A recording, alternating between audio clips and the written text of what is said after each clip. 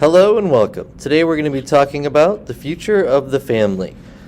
The book opens up asking what changes have occurred in the family over the last few centuries, and again it points to two common themes in this chapter, looking at the influence of economic inequality, the widening gap between rich and poor, and the insecurity of the middle class.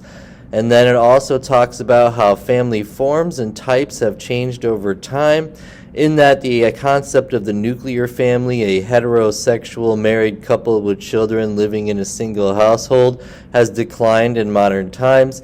You can also consider the family over the last several centuries as technology has increased and society has become more formalized and bureaucratized, and how migration patterns such as urbanization has changed family life. You can think about different cultural factors, countries of origin, family structures across countries, across continents, across time. Again, there's a lot of history of the family to be studied there, but the overarching argument is this idea of biological parents living with their children has become a minority group. So in modern times, we have to recognize that there are many different types of family structures, many different forms that the families take. People are taking different roles and divergent roles than they have historically in the past. And so again, you have to think about the family as an institution of society, something that structures the lives of groups of people. And then how is the family functioning in modern times? The book asks the question, is the institution of family doomed? And but is the family serving its role? Is it serving its purpose in modern times? Is it socializing people and taking care of them and setting them up to take social roles? Is there conflict within the family? Is there still conflict between genders, between parents and their children, between those with power and those without? And then how is the family constructed in modern times? How do people interact in modern times? What are family dynamics like in modern times? And so again, a lot of really cool questions to be asking. But again, the book does point out that the inequality between rich and poor has been widening, and family type diversity is increasing. Furthermore, you have an increase in the age of elderly, and you also have a decline in the number of children born. So you have some dramatic changes. And so the book also asks, what is at stake for the generation to support the elderly? And it has a great graph talking about how the pyramid of society, with a larger, younger population, a smaller elderly population, is how it historically looked, but in modern times it's more like a slender oval vase, I guess, just a little bit more balanced out across all age groups, because children, there's less infant mortality, and then we're also living longer. So things have changed a lot. You've also seen an increase in interracial marriage. You've seen a increase in same-sex marriage. You are also seeing a decline in gender inequality as more women enter the workforce and women's rights increase. And so you have just a lot of things to be thinking about in modern times. There's incredible social change. And then the book also is going to delve into immigration patterns and diversity in the United States. And again, how does different cultural family types associated with things like birth rates, etc. So a very interesting chapter. So, regarding diversity, the book introduces the concept that the United States is more diverse than historically that it was, and it introduces the idea of the diversity index. And the book talks about, what's the likelihood of you being Muslim if you were born in Pakistan versus Hindu if you were born in India. And so again, your country of origin is then associated with your culture, aspects of your culture such as religion and gender roles and who's supposed to do what. And so in America, we've seen a dramatic increase in diversity, and not only when it comes to cultural things like religions and common ways of life, but also when it comes to race and ethnicity, immigration patterns, things along those lines. And again, the book stresses that Latin and Asian immigrants have a little bit higher rates of fertility, and it tends to ask why. And it starts to say, people that are immigrating here, what are their drives, what are their motives, do they want to have children? But then it also talks about when they actually come here, Then they have to kind of taper off and realize that it can be expensive to live in the United States, and maybe only having 2 children is an easier path to go, which again is resulting in a declining birth rate. So the book talks about divergent family paths in America depending upon your socioeconomic status, the culture you identify, the state you live in, all these diversity factors that's associated with your overall culture of the family and how the culture spends their lives. Your family types are increasing. Again, you do still have the heterosexual married families. You also have same-sex married parents. You have single parents. You have people living without children. You have people living with adopted parents. You have children living with grandparents. Again, it's incredibly diverse when it comes to family types in modern times. The age of first marriage is increasing. It used to be 20 to 24, and most people, 90%, were married before they were 30. Now the average is 25 to 29, and there's a big gap between people marrying between 15 and 50. And again, when I looked at that age 15, I had to call a lot of question. And some of the state laws right now that are going around are really challenging that idea of child marriages, as they should.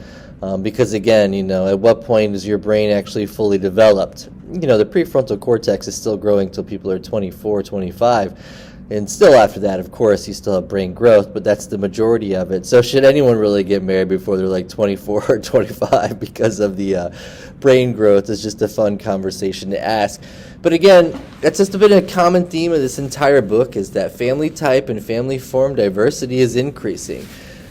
How a family is structured, the way they spend their time, their value systems, their beliefs. Again, all these cultural factors are very diverse in the United States. And it's associated with, rural, urban, suburban life. It's associated, again, with where you're living and your race, your ethnicity, all the groups that you identify with, your religious status, sexual orientation status, how many children you're deciding to have, again, your attitudes toward traditional or egalitarian gender roles, your socioeconomic status, where you're located in the class system is absolutely associated with the overall outcomes for the heads of the family and then the children.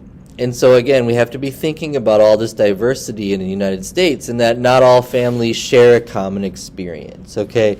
That's just a major theme we have to recognize. And so that common experience, again, is associated with family forms and family paths, cultural attitudes and value systems and norms and expectations, family types depending upon the structure of the family, and then again, access to the class system to be able to rise up. All of these factors are associated with the overall outcomes of family, the overall health of family, wealth of family.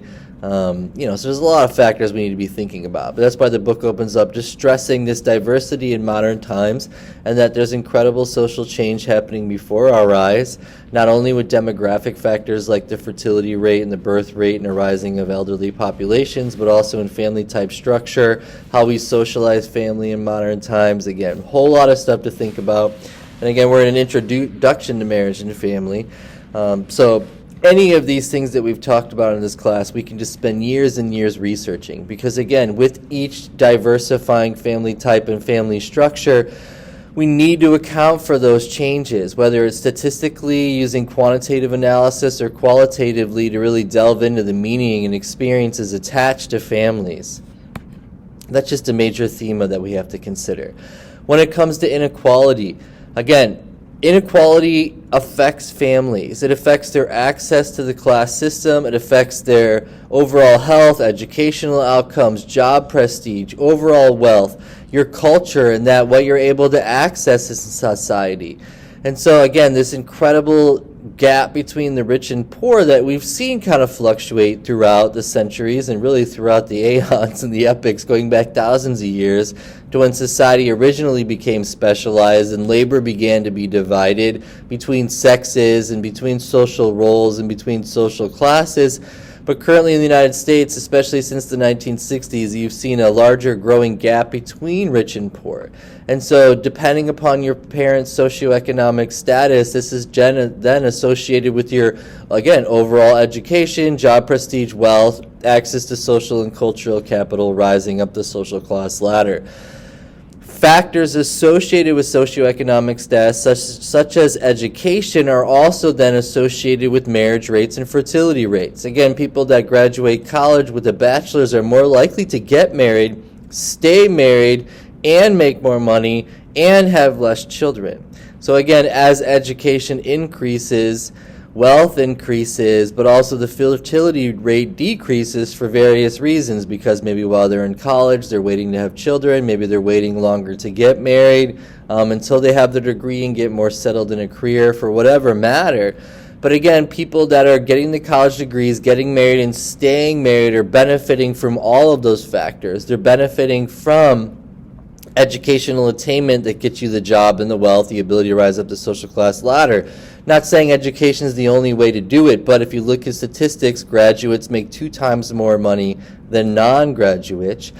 Then the association between being married versus being single or a single parent is you have that dual family income, which is then contributing to married families having more socioeconomic status, more wealth than non-married families because of all the various reasons. And then all of those factors are then associated with health, of course, because where you're located in the social class ladder is then associated with your access to health care. Again, married people also are found to be more healthy than unmarried reasons, not only for the socioeconomic status factors, but for the cultural factors such as drinking less alcohol, having a better diet, having that emotional and social support. Again, various reasons for why married people experience more health, slightly higher levels of happiness than unmarried people. The book also discusses inequality with regard to time poverty, having no time left after work and family. Again, depending upon where you're located in the social class ladder and then your family type, it's associated with how much time you have in your overall life and whether you end up having to work all day and then spend the rest of the time taking care of your children. Do you have that social support from your extended family and the family that is your direct family or primary family? Do you have enough money and to be able to buy the time, to be able to afford to not be working, to spend time with your family and spend time being able to have a little bit of fun? Again, and so depending upon your parenting status, do just single parents have less time than parents who are married, for example? And so that's kind of some of the factors where we have to look at the association between family type and time poverty. Also, social acceptance. We look at the stigmatization against root groups. How is the stigmatization against races and ethnicities associated with their ability to gain income, or are they being blocked out of the social class ladder because of racism and ethnocentrism? How are factors like having same-sex parents with children associated with the stigmatization experienced by the children of same-sex parents from society due to prejudice and discrimination? How is the pay wage gap associated with single parents that are females versus single parents than males?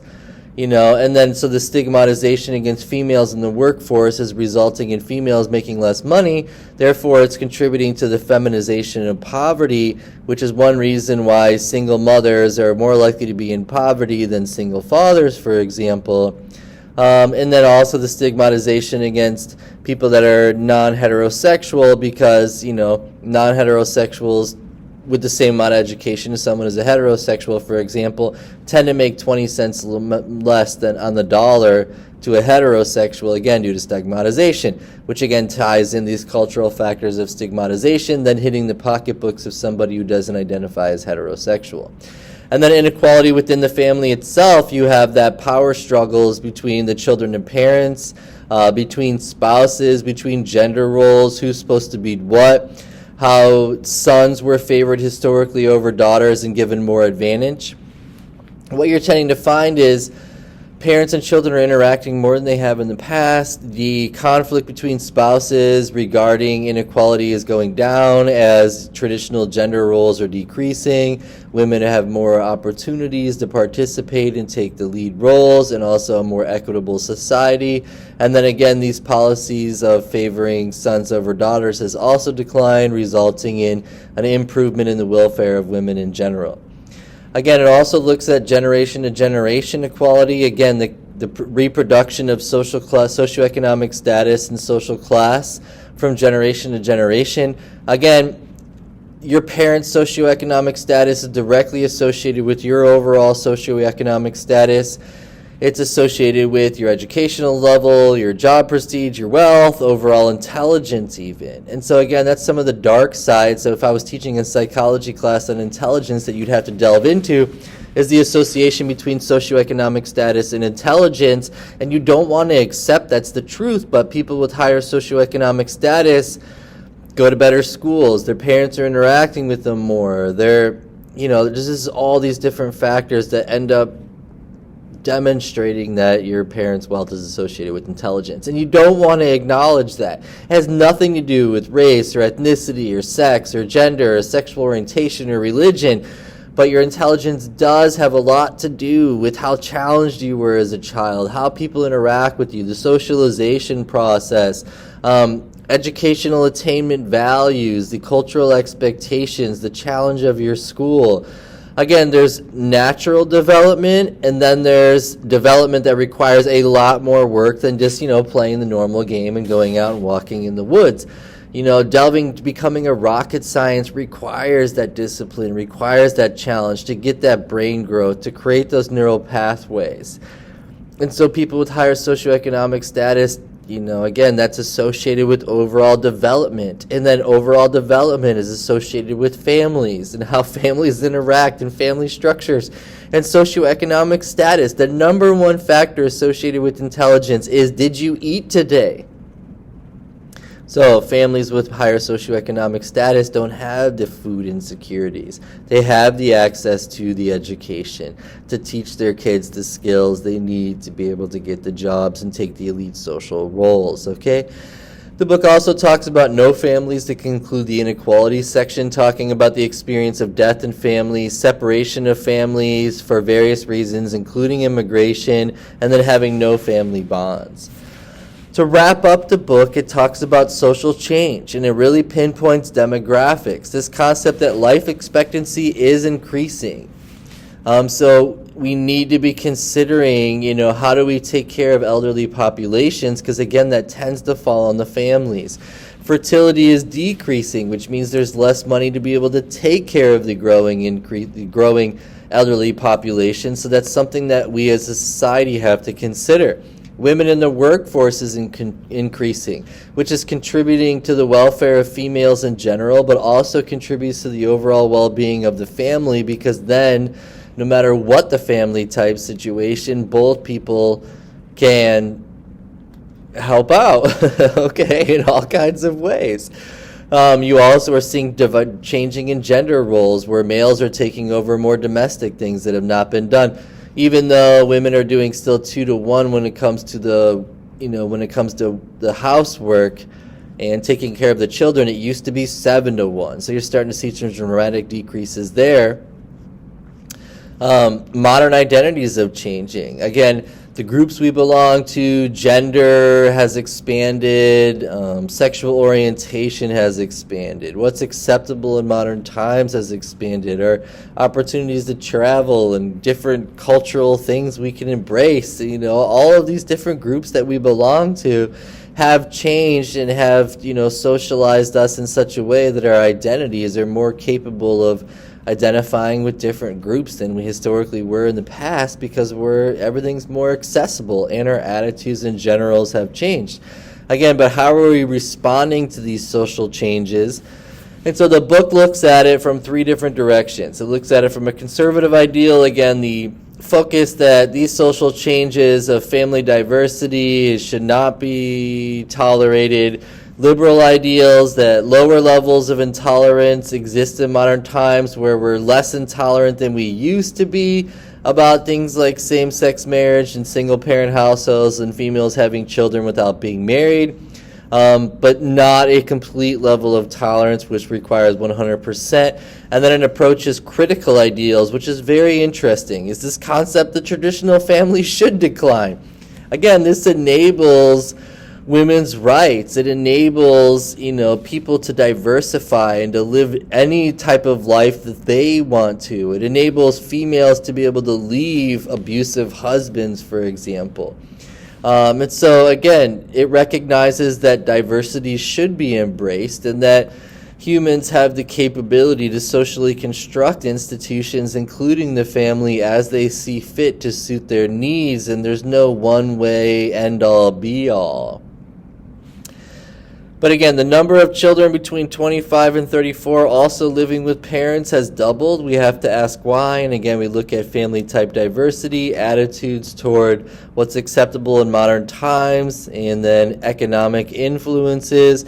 The number of children living with grandparents is also increasing. You have to ask why. How much of that's just simply due to socioeconomic status factors, and then the book really points out that the opioid epidemic in modern times is contributing to this rise. But again, the common themes, just to wrap up the book, are that growing family diversity and economic inequality are something that we should be thinking about. Diversity is changing, cultural attitudes toward the family are changing, and inequality between the families is also increasing. Thank you so much, and have a wonderful day.